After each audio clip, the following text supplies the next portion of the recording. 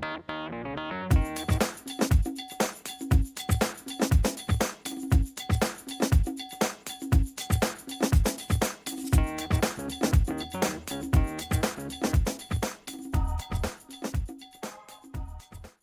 I'm Brian Skinner with InformedEntrepreneur.com.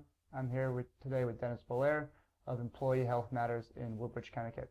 I appreciate you taking the time to talk to me today, Dennis. Yes, sir. Can you talk to us about what Employee Health Matters does? Well, I have been involved in the health and wellness field for almost 5 decades now. And with the cost of healthcare going up as fast as it has been over the last 3, 4, 5 years, I saw a need for the kind of education that I could impart on people.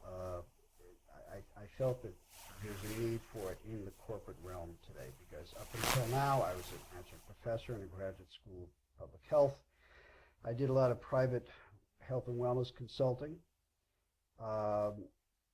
public lecturing for a fee, or if it was for a nonprofit or a church or whatever, that was always pro bono. But the need for reducing healthcare costs, or at least getting some control of healthcare costs in the corporate realm, I thought there was a need for that. So I created, myself and a couple of other people created Employee Health Matters. And what we do is we first looked at, pardon me, what's the competition doing? Competition, as we saw, was doing a lot of interesting seminar work on corporate campuses, but we felt that the work needed to go a little deeper than that. So when I developed the business model around Employee Health Matters, it was all about doing something different than what everybody else is doing. So I called upon kind of a lot of the teaching materials I used in the past, some of my lesson plans from the graduate school, and put some of that information into our 2 seminars. There's 2 seminars. One is a very generic approach to health and wellness. What are the key components of it? Mm-hmm. And then the other one is, how do we control those components? How do we improve them? What are the necessary things to do to kind of kick it up a notch, as Emeril Lagasse says. So beyond that, there's a mantra that's been out there for many, many years about knowledge is power, but I don't see that as being a factual statement, because I feel that knowledge isn't power unless you put that new knowledge that you've gained into practice for a long enough period of time to create better outcomes at the other end. Knowledge plus action. Knowledge plus action. So to that point, we've added coaching. So each of the employees who go through the seminars, if they want to go on further, we can hold their hand for a year, and once a month we'll be on the corporate campus to talk to them for about 15 or 20 minutes, see what questions they have, and then once a month we'll check in with a quick 10, 15-minute phone call, see what questions they have. So we're going to keep them engaged in using the new knowledge, and that's one difference. And another very important difference is that our approach is not so much employee health, but it's family health. Because 70% of healthcare costs for the employer is because of mom and dad or the spouse and the kids at home. And more often than not, the reason mom is out sick or dad's out sick is because one of the kids is homesick. And the company has to pay for that as an absentee day. So our whole program is all about family health and wellness. All right. Now, I spoke to Rosa DeLauro, long-serving congresswoman here in Connecticut, about our business model.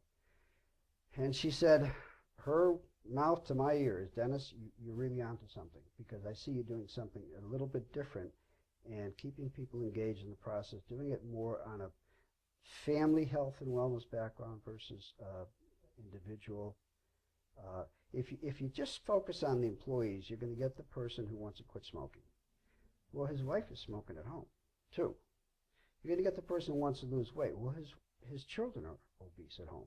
So so it's all about family health and wellness. So all of your clients at this point are corporations. They're Correct. Corporate clients. Correct. They want to bring you in because I'm sure if you are a Johnson & Johnson, you have an employee health plan for your 100,000 employees, that's costing you billions of dollars. Absolutely, it is. So if you can have healthy employees, it's going to just lower your overall cost. They benefit because they're healthier. It's helping out the company because it's costing them less in insurance premium. Correct. Now, a perfect example is if I'm out sick and now you're at the next desk and you've got to cover both of our positions, productivity is going to suffer. So in addition to paying my sick day, productivity suffers because I'm out because you're doing 2 jobs for that one day. And so there's a lot of kind of gray areas here that are hard to quantify, right, but they hurt. They hurt the company. Just the way I see it, you look at the state of healthcare in America right now, it accounts for 18-19% of our entire gross domestic product. It's a massive a massive expense. So if something doesn't get done to curb that now, the cost will continue to spiral out of control. And as we start adopting healthier lifestyles, you look at, I feel like you look at these Scandinavian countries and these countries with these world-class healthcare systems, it's because their people aren't 400 pounds eating Twinkies at 7-Eleven for dinner. Absolutely, absolutely. Now, another point that Rosa DeLauro made with me is that in Washington, they're literally wringing their hands over the cost of health care to employers. As this continues to skyrocket, where are the smaller companies, of which about 90% of the employment in this country are small companies, where are they going to be in 5 years? And she told me in Washington, they're wringing their hands over this issue. They don't know what to do about it. And she sees a program like we've developed as, I can't take this out nationally. We're a local company here in Connecticut, and we're going to stay this way for a while. But she said that it's just a shame that the government can't figure this out, can't somehow institute a wellness philosophy in corporations.